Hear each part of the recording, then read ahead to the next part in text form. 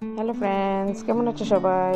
আশা করি সবাই ভালো আছে। তো ফ্রেন্ডস, এটা হয়েছে ভাত করলা। আমাদের এদিকে ভাত করলা বলে, আর এটাকে কাঁকরোলও বলে। তো এটাকে প্রথমে আমি কেটে সিদ্ধ করে নেব। সিদ্ধর মধ্যে একটু নুন আর হলুদ দিয়ে দিলাম। তারপর এই যে সিদ্ধ হচ্ছে। সিদ্ধ হতে হতে এদিকে আমি পেঁয়াজ কুচি করে নেব আর লঙ্কা কুচি করে নেব। কুচি করার পর ভাত করলাগুলি আমার সিদ্ধ হয়ে গেছে, ওগুলাকে আমি নামিয়ে নেব। ভাত করলাগুলি অনেক ছোট ছোট, এখন সিজন শেষের দিকে তো এই জন্য ছোট ছোট, সিজনের সময় বড় বড় পাওয়া যায়। তো এই যে তারপর এটাকে একটু ঠান্ডা করে এই ভিতরটা বের করে নেব। ভিতরটা সব একটা একটা করে সবগুলো ভিতরগুলি বের করে নেব। বের করে এই যে বের করে নিয়েছি। বের করার পর বীজটাকে আমি আলাদা একটা থালের মধ্যে নিয়ে নিয়েছি। নেওয়ার পর ওটাকে আমি খুব ভালো করে এটাকে ম্যাশ করে নেব। ভালো করে ম্যাশ করার পর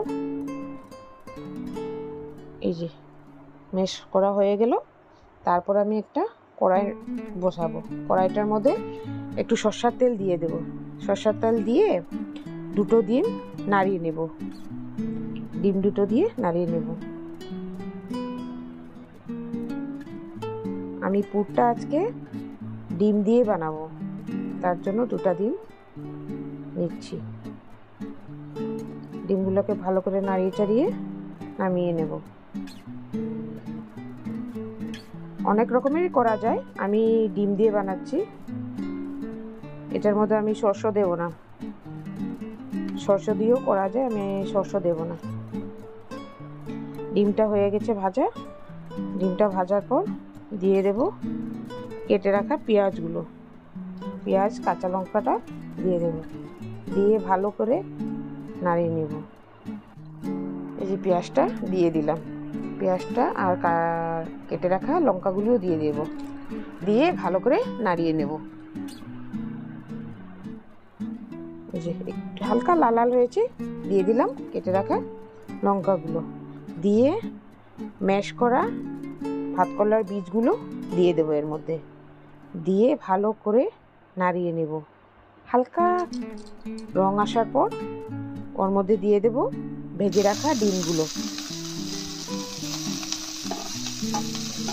ভেজে রাখা ডিমগুলো দিয়ে ভালো করে সবগুলোকে মিশিয়ে নেব। মিশানোর পর এর মধ্যে দিয়ে দেব সামান্য হলুদ গুঁড়ো আর সামান্য লঙ্কা গুঁড়ো, একটু দেখতে সুন্দর হবে কালারটা, তাই এগুলোকে ভালো করে মিশিয়ে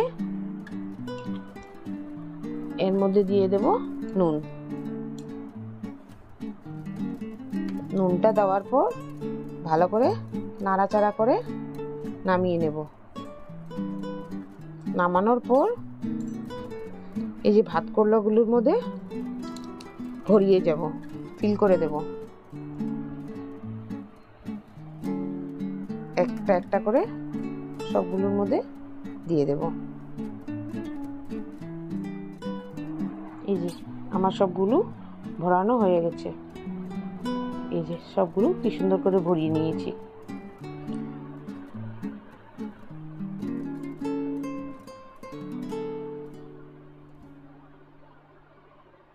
তারপর একটা বাটির মধ্যে আমি বেসন নিয়ে নেব।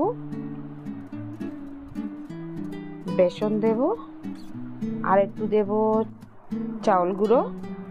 চাউল গুঁড়ো দেওয়ার পর দেব একটু চিনি।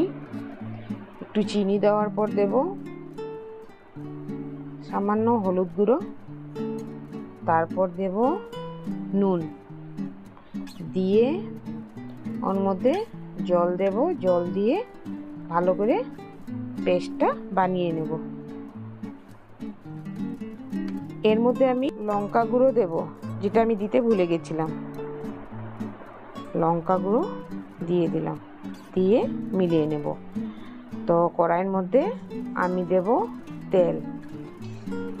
তেলটা একটু গরম হওয়ার পর আমি ওখান থেকে 1 চামচ তেল পেস্টটার মধ্যে মিলিয়ে নেব।